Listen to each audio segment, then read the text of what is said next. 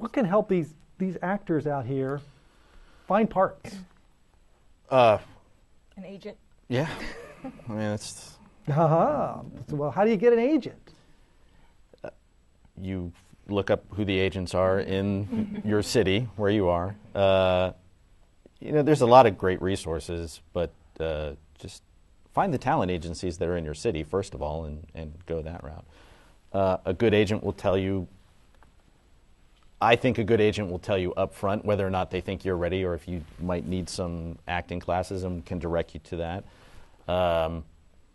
But to get started, for me, it was a lot of my friends were just doing a lot of independent film stuff, and it was getting all of that experience, and they knew that I had done acting years and years ago, so I was always trying to find something that they were doing. But getting into the, I don't know if you want to call it like the, I don't want to say legitimate world, but like the paying world of acting. Professional. Yeah.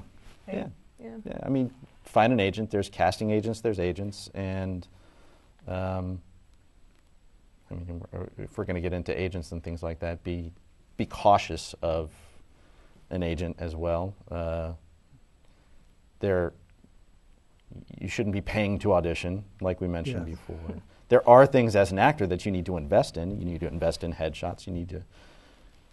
I think there's a continuing education that I would say you have to have a mindset of having as an actor, so that would be classes or workshops or things like that. But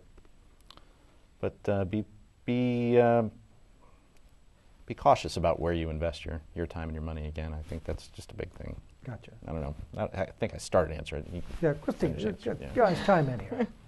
Well, I think another place to get started would be student films, and I think some people overlook that. And I mean, students graduate at some point and get budgets and things. So, so sometimes if the project looks good, students, like college students or graduate students, they have good equipment. They know what they're doing. So that's a nice place to go to, I think, to look for independent film work.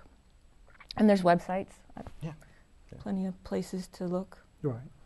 Can't think of the names of any, but they're out there.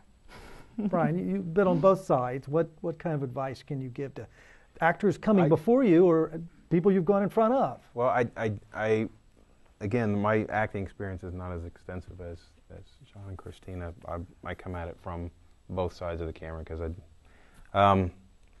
I just got an agent recently, so that was a learning experience for me because there is a process that you need to go through. You need to make sure that you get good headshots, and you need to make sure that you get an acting resume together. Even if you've got nothing on it, they're going to want you to go find stuff to put on it.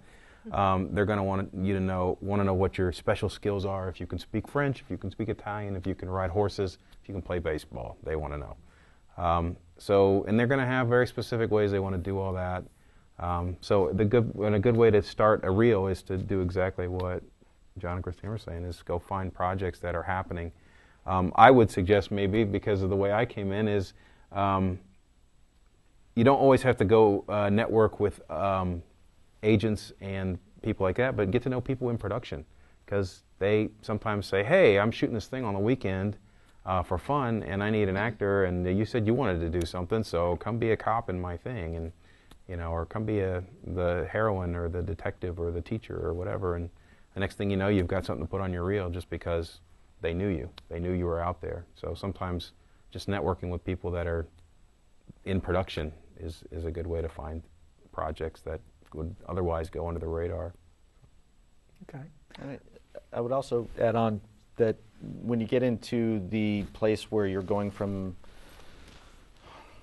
an agent then going to a casting agent, typically, in my experience, casting agents are at a slightly different level, and it's been my experience working with casting agents that they're casting for much larger projects that are coming through, or stuff that's being shot locally, whether it's been in Pittsburgh or in Cincinnati. And I think if you are outside of an agent and you haven't had a chance to get to a casting agent through an agent,